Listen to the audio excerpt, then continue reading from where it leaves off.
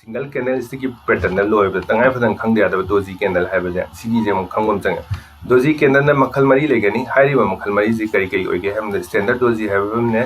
long leg hai ba ne dragonfly hai ba ne grapestone sigi na price ki direction kom satno khangmong da sigumba ma thek thengna ta de price compulsory reversal la da ko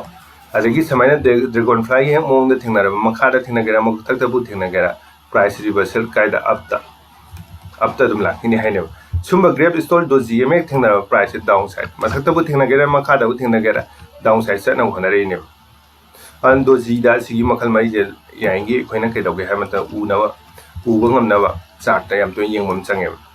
sumam thengna di nomani ni gi trading session ama yengmam changi ni price to grom da pu du no khangdam ni na sumba ma samaina lex yam sangmam thengna ta ga di sumba doji yam thengna ta di price reversal lagnam khona ri ha bi khoina pu do ne treat to do ne adagi samaina candle da heng si to kam samaina line ni ta da samaina mana ba thengna ba ma to ne samaina nap ba makha da thengna gera kuma ko da thengna gera na ta kara ko da thengna gera price pu na ba dum khona ri ne khoina khan ga ne sumba ma thengna ba price kuma da bu thengna gera na ta ka ba du samaina hek to ra ba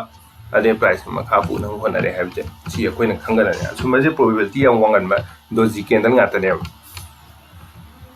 chart ta mu yeng ga je starting on sida thui mem ne khoi doji nga ta ni yo si suppose doji ni si thui je doji ni si lai je doji have di na sa ge plus sign doji si doji thoi si doji ke na lai re si doji lai re si doji lai re hai ba doji mem je mai ma thau ile si gi doji ji ke na price ni ngai sa phang khang de ni si sa phang khang de hai ni sa phang khang de hai ni mathang da la phak ke da je na ke do ge confirmation pi ni si da ke price reverse kumam ba di amu price po tha ka reverse lang na hone reverse lang na hone je price reverse to sakri ne price reverse la ka na reverse to sakri ne sumba ken da je break la di ke do ga na price pu na hone ne sumba doji me am dira adu sumba doji me am sina ke do ga ha ma ta na price pu chapham khang di ne ba adu na hayeng ekhona ke do sa se phajan yeng ma tung da doji candle ko thole yo je kam ma khal no dragonfly la ha adegi na tra grapestone la